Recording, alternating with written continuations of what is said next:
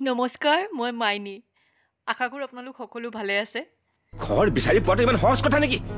আৰু তুমি মই এনেকে বেগ দাঙি দাঙি ঘৰ বিচাৰি থাকিম নেকি? হা, আদৰৰ আচুৰ চাই আছেনে? এনেকৈ বেগ দাঙি দাঙি ঘৰ বিচাৰি ফুৰাটো কিন্তু সঁচাকৈ বৰ টান কাম।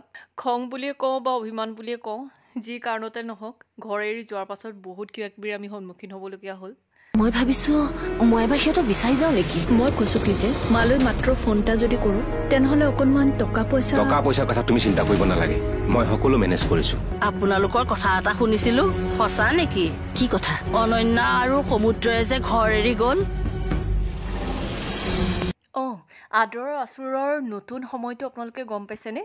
6:30 আৰু 9:30 দেই, চাবলৈ নাপাহৰিব।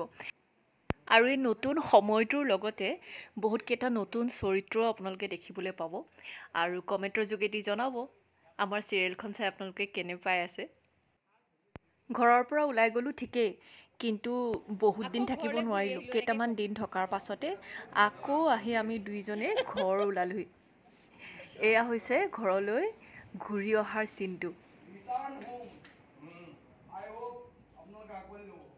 ঘৰলৈ ঘূৰি অহাৰ শ্বুটিংটো হৈ গ'ল, কিন্তু আপোনালোকে 2 দিনৰ পাছতহে দেখা পাব। আমি কিয় ঘৰলৈ ঘূৰি আহিলোঁ, কেনেকৈ আহিলোঁ, অহাৰ পাছত কি কি হ'ল, এই সকলোবিলাক আপোনালোকে চাই থাকিব দেই।